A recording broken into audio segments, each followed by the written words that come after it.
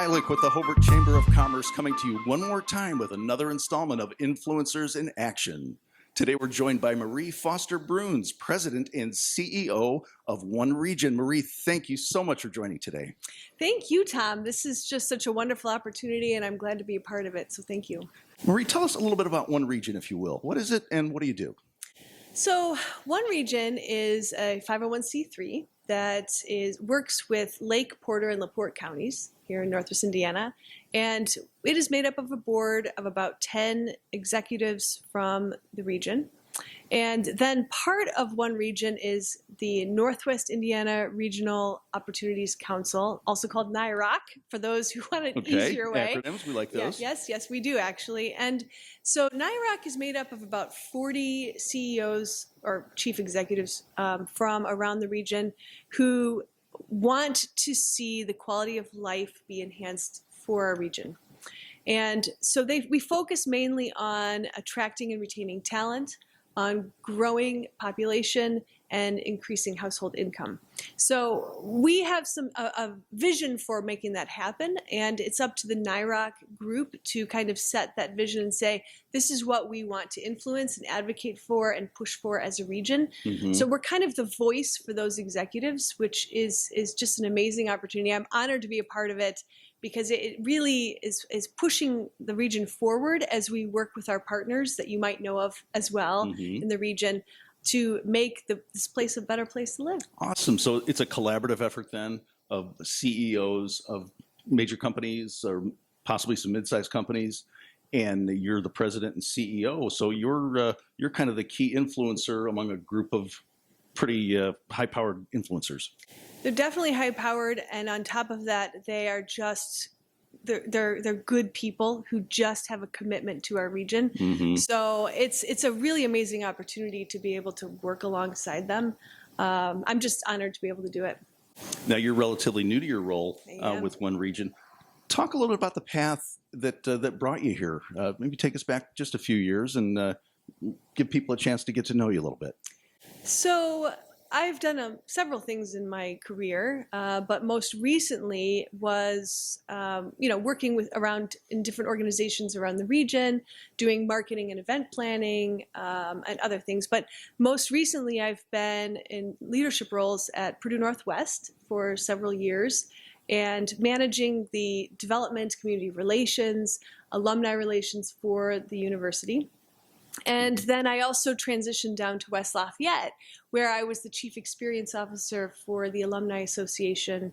And so my job was to manage the experiences of over 600,000 alumni around the world. And my job was basically to help their experience and help create value to them, not get things from them, but create value for them.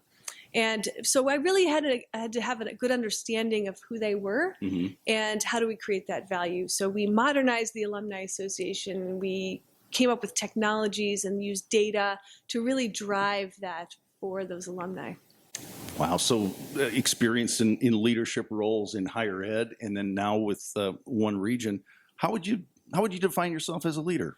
So learning is important for me, but as well, I think good leadership has vision and can define that vision and help everybody be on track to follow that vision. And that I think is very important here in Northwest Indiana. And luckily I have these amazing, executives that are helping to drive that vision and set it. But also it has to do with taking risks. And many times leaders fail when they're afraid to act. And, sometimes you fail when you do act, and that's okay. At least you've acted, right? And so being able to take a risk and say, we're going to pursue this, we can do this, we can make it happen, even though it is risky, I believe that makes a good leader. No doubt about it. Well, when it comes to learning, we all learn from someone or some people. Are there any people in your life, maybe one or two in particular, that you see as your personal hero or your role model, someone that you try to emulate? I think you nipped it in the bud when you said, several people maybe, because it's hard to choose just one. There's been so many mentors and guides in my life that I have learned from, that I admire in many ways. And Actually, there's a theme to all these people that I've noticed over time, and that is resiliency, the ability to rise in the midst of adversity. And so, you can name a million, like, historical figures, Abraham Lincoln, Harriet Tubman, like they all just drove such important actions in the midst of like the toughest time. Mm-hmm. And so I would say that, there's a lot of those, but personally, I have an aunt who was a CFO for a company, and she had an accident where she still has a spinal cord injury, and it caused her whole spine to be numb. Mm-hmm. And so she really cannot feel her legs or her arms. She can move them, but it's hard to move and walk. And so the doctors told her, "You're never going to walk again, just give it up." And she, again, this was like 7 years ago. So she has persisted in spite of that. She now walks with a walker. She drives a car. She still is able to have independence in her life because she pushed ahead anyway, even among the naysayers. And in fact, she goes to work out in her city that she lives in.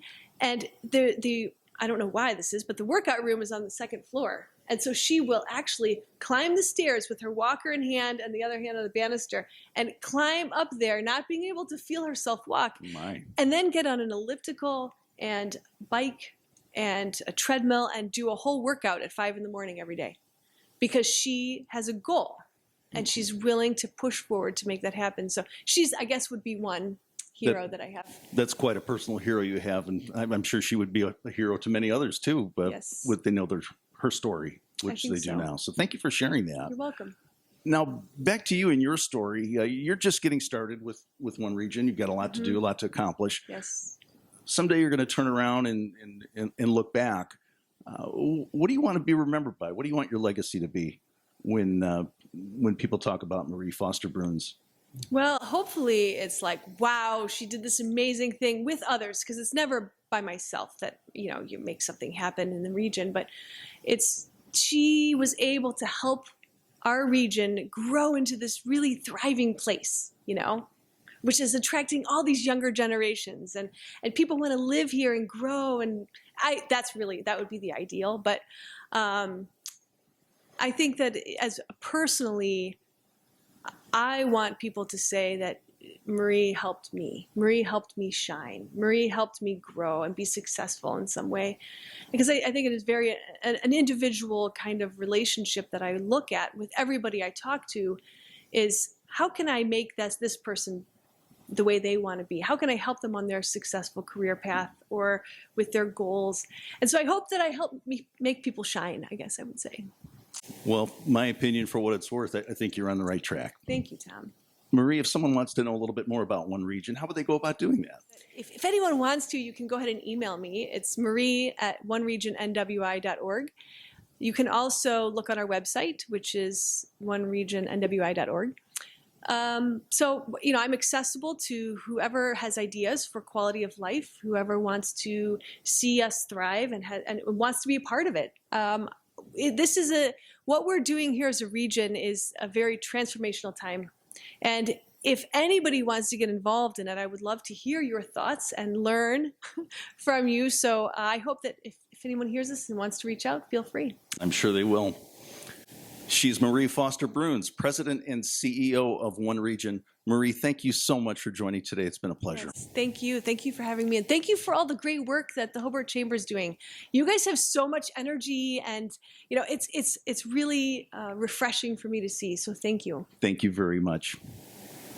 I'm Tom Bialik with the Hobart Chamber of Commerce. We'll see you next time on another installment of Influencers in Action. Thanks for watching.